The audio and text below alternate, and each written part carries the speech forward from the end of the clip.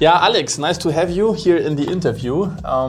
Yeah, very great to have you again this year now. I think you are the only one of the, no, not the only one, but you're one of the guys who was with Data Festival from the beginning, from the first session. So what is exciting for you at the moment? I mean, we had great discussions about compliance, regulations, scaling.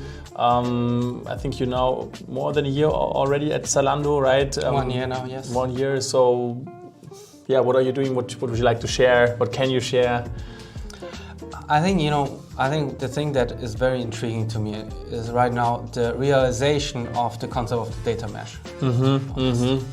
I know it's a big buzzword and nobody, like we heard it too much this year probably in terms of a buzzword, but bring that into life, that you have really all the decentral data teams and also data producers, producing data, basically do that in their own bucket, and bring their bucket basically to share with the rest of the community is an extremely powerful concept. We had data teams almost like a blocker between the people who produce and the people who consume. And with the data mesh concept, we are an enabler of that interaction between consumers and producers. Okay. And that is incredibly powerful, not only as a concept, but having really people and communities interact with each other creates a different motivation, to collaborate and to take care and to provide support. Cool. So the platform, not just technically speaking, but also in terms of a market kind of enablement for. Maybe that's interesting for the community. How do you define data mesh, or what is it to you? What you think is rather buzzy, and what is the core? Hard question maybe, but I like to compare data mesh a bit to Netflix, as a platform. As Netflix, you make sure you curate in a way an environment where for different audiences they find what they need basically, but they don't produce everything. They work with producers of great content. Sometimes they produce their content because there's a there's a gap basically in the market offerings. There's not enough supply for some of the demands. Then maybe you need to, as a platform provider, to make your own investments in these maybe new killer blockbusters that your audience wants because you know what they need. But in many cases, it's providing the link, understanding what do data consumers need, and trying to bring the right data producers on the platform and enable them to share their content in a way that it's as easy as possible for them to share, as compliant by design as possible, as easy to package. For example, if you need to do it real time, that there are standard ways of doing that. When you put something into a bucket, you shouldn't have to care about security because there's somebody in the platform team that takes care of it. Like Netflix, you just upload your video as a producer and you don't care about how access control works, how security works. That's all part of the platform. So in a way, it's providing an as easy way as possible to share content as a producer with a consumer in a great user experience for both the data producer and the data consumer, and almost being invisible, but everything works. That's great. And sometimes, it's like with the economy, you want to have the invisible hand. And in some cases, although you have to become visible because something don't work, maybe sometimes you have to go in because there are some compliance issues you need to solve. Sometimes you need to invest in some curated data sets that otherwise nobody would produce. Yeah, because some key business entities, master data. Okay, that makes sense, because so that's three things I want to get deeper into. So compliant by design. I heard you say that today sometimes already. So what do you mean, or can you explain this? Is this a concept, or is it part of the data mesh that you are building, or yeah?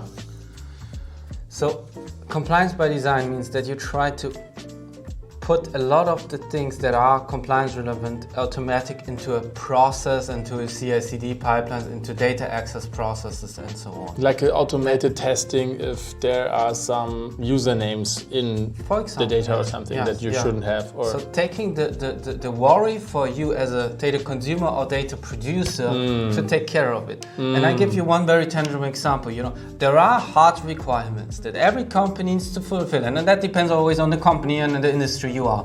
But we have regulations both financially, we have regulations in terms of data protection, antitrust is very important as a big platform business, of course. All these things provide hard requirements from our legal department, from our audit department and so on. These hard requirements need to be translated into something that you can embed in the platform. Which means, for example, for GDPR, for antitrust, we need to have standard ways of classifying data already at source. You know, you try to have a standard way of classifying data at source. So once you're a consumer and you say, I need data, this data for this purpose, you can automatically make the check. Yeah, no problem, because for marketing purpose, this customer has agreed. Or no, because you're combining here data sets that you shouldn't combine because antitrust doesn't allow you for that purpose to use that. Okay. And of course there are edge cases, but for a lot of cases, those are not edge cases. They're just rules that need to be followed, and then not a lawyer needs to check it anymore, but it could be implemented.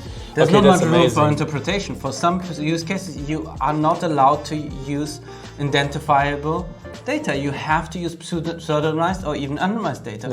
Why should you always have a lawyer involved in that process? It's just a rule you should follow. Doesn't make sense. Yeah, makes sense. Okay.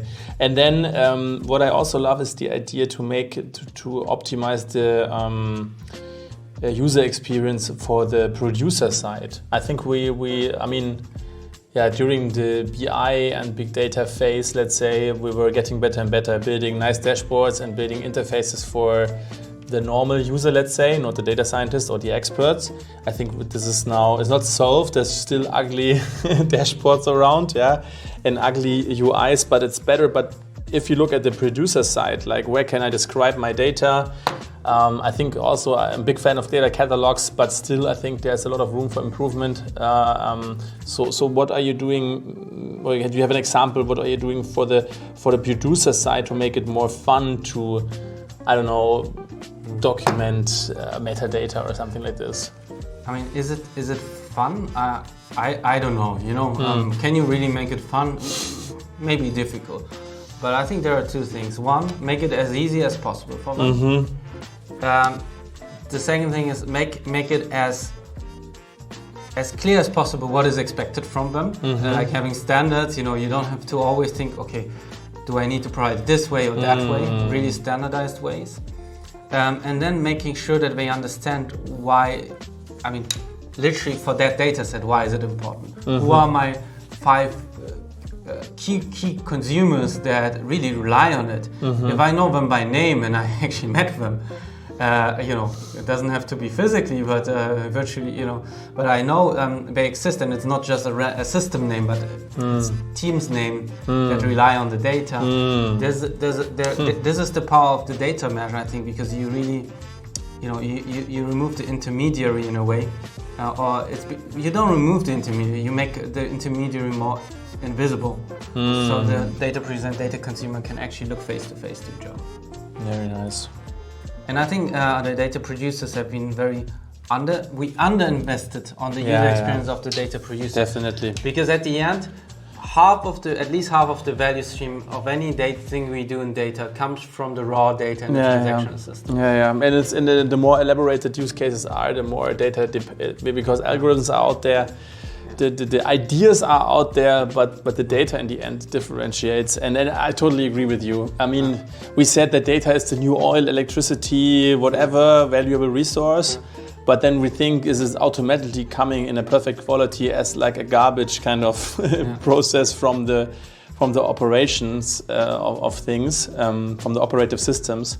And if you look at other companies, especially software companies, they are building products just to get the data, right? So they are building, I don't know, an app just to get some information about the consumer, which they use in other, and this is a total, different thinking, right? I mean, absolutely. And we're talking about the user experience of data producers, and I think one of the parts is that you don't have to worry about data access, because that is done by the platform. You don't have to worry about what you do with the data classification. It's done by the platform, or how you do it and where you do it. All of these aspects, include data quality. You might need to put in data quality rules, but you have a common way of doing that.